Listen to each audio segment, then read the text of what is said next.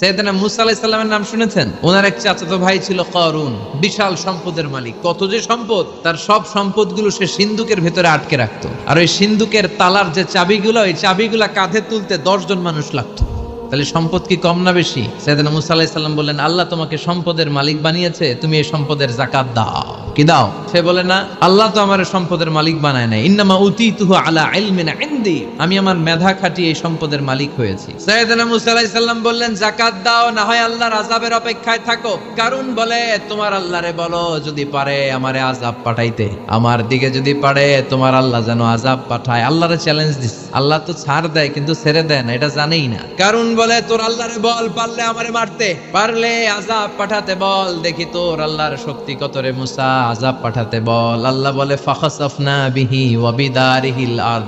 এই কথা বলার সাথে সাথে কারুনের বিশাল সিন্ধুকের বাক্স, স্বর্ণের বাক্স, রূপার বাক্স, সম্পদের বিশাল বিশাল সিন্ধুকগুলো সহ কারুনকে আমি জামিনের মধ্যে দাবিয়ে দিলাম। নাউজুবিল্লাহ পড়েন। জামিনে, এটা একটা আশ্চর্যজনক শাস্তি। এই শাস্তি আবার অন্যদেরকে আল্লাহ দেন, কিন্তু এই কারুনকে দিয়েছে ভিন্নতর একটা শাস্তি।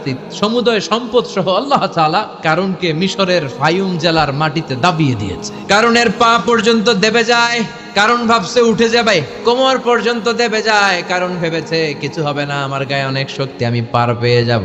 গলা পর্যন্ত যখন দেবে যায়, কারণ কয়, মুসা, সব সম্পদ তোর, আর তোর আল্লাহ লইয়া যা, আমারে সাইরা দে, সব সম্পদ তোর।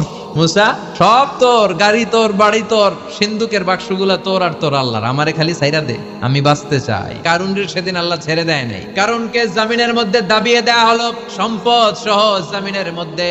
আল্লাহ কারুনকেও দাবালেন, কারুনের সম্পদও দাবালেন, গোটা বিশ্বের মানুষের চোখে আঙ্গুল দিয়ে দেখানোর জন্য কারুনের একটা ছোট্ট বাড়ি আল্লাহ রেখে দিলেন। সুবহানাল্লাহ।